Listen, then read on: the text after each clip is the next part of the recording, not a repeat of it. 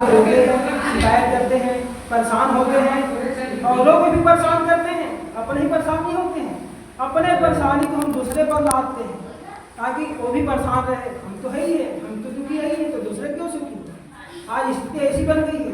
और सदगुरु कहते हैं कि जहाँ में जब तू आया तो संसार में जब बच्चा पैदा होता है तो बच्चा रोता है, पर बच्चे रोते हैं और पूरा परिवार के लोग उत्सव मनाते हैं। संसार की स्थिति को देखिए, एक रो रहा है और पूरे दुनिया के लोग हंस रहे हैं, खुशियां मना रहे हैं। तो जहाँ में जब तू आया था सभी हंसते तो रोता था।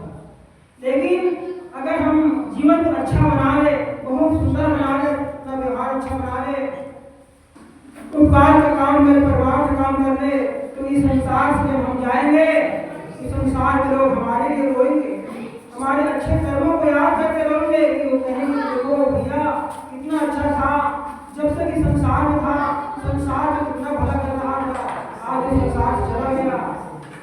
इस प्रकार से दुनिया के लोग याद करेंगे। तो ये संसार है, संसार में सब आए हैं अपने कर्म करने। कोई सुखी है, कोई दुखी है, कोई अच्छा है, कोई बुरा है, कोई गरीब है, कोई धनवान है, सब कर्मों की गति है। तो कर्मों को सुधारोगे भाई, तुम पर जो तुम हमारे ईश्वर बुराई करते हैं। सदगुरु कहते हैं तो हमें अपने कर्मों को सुधारना है। लोग कर्मों को सुधारने के बजाय देव देवालय में जाते हैं, भगवान से प्रार्थना करते हैं, भगवान मेरी इच्छा पूरी कर दो, इच्छा पूरी कर दो।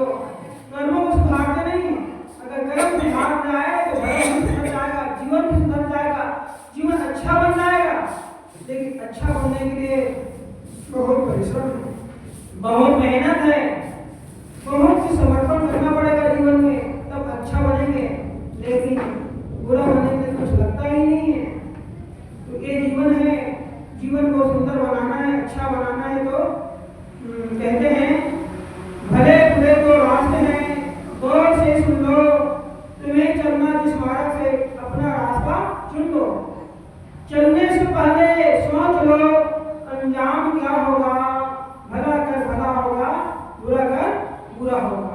तो अच्छा हम करेंगे तो अच्छा ही होगा, क्योंकि कर्म के बीच बोलते समय आदमी जो है इतना भी विचार नहीं करते हैं।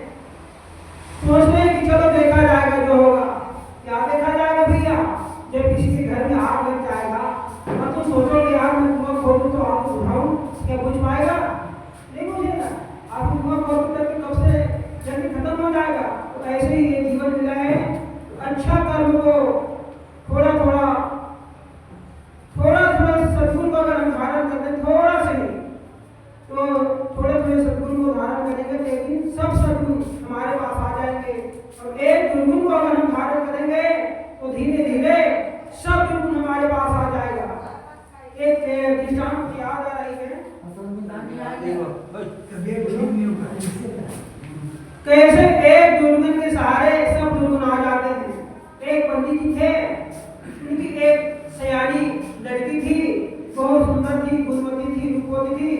तो पंडित जी सोचते थे कि मेरे जो बेटी है लाडली है उसमें 32 गुण मौजूद है, तो ऐसा वर पढ़ूं, ऐसा वर से शादी करूं जिससे मेरी जो बेटी है बहुत सुखी और समृद्ध जीवन जिएगी, अच्छी जीवन जिएगी। ऐसे सोच करके पंडित जो है उसके लिए दामाद ढूंढने लगे।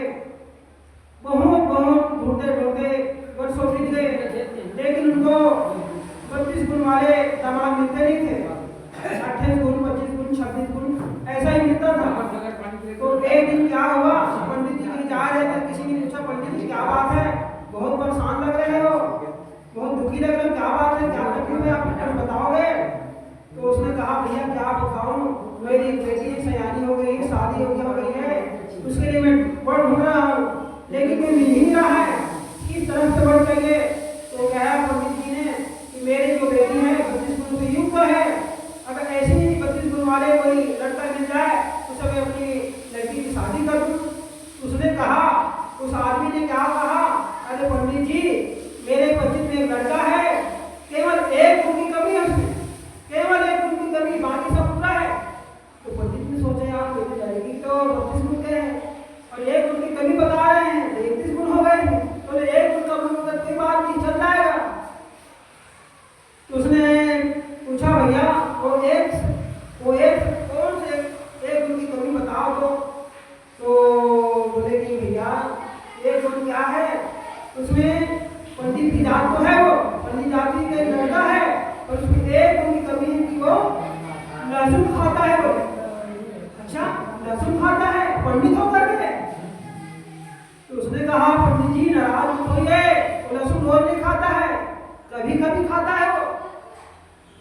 तो कब खाता है, ये प्रश्न था। अभी कब खाता, कोई दिन तो खाता होगा।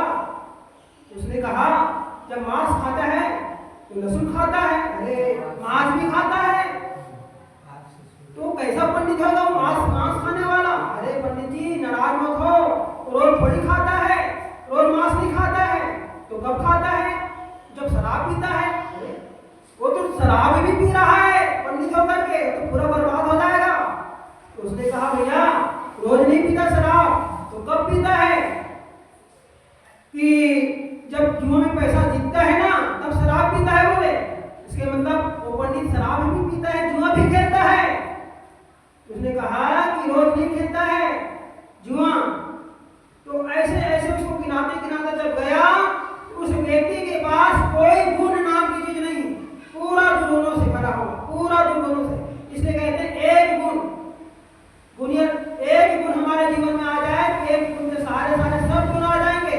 और एक गुण चला जाएगा, एक गुण के साथ साथ सब गुण चला जाएगा, कुछ भी गुण नहीं बचेगा। तो ये जीवन मिला है तो गुणों को धारण करें, नशा पत्ता का त्याग करें, शांति से जीवन जिए। ज्यादा न कहते हुए मैं अपनी वाणी को यहीं पर विराम देता हूँ। बोलो सतगुरुदेव की जय, सतगुरु कबीर साहेब की जय। कबीर जयंती मनाएंगे, परम शांति को पाएंगे, कबीर जयंती मनाएंगे, परम शांति को पाएंगे। कबीर की याद कौन करेगा, हम करेंगे, सब करेगा। कबीर की याद कौन करेगा, हम करेंगे, सब करेगा। की जय। बहुत ही सुंदर विचार हम श्रवण कर रहे थे, क्योंकि जब आदमी का कर्म बिगड़ जाता है तो धर्म अपने आप बिगड़ जाता है। धर्म बनने बिगड़ने वाले नहीं है, कर्म के आधार पर टिका रहता है। शायर कहता है कर्म हमारा अच्छा है तो किस्मत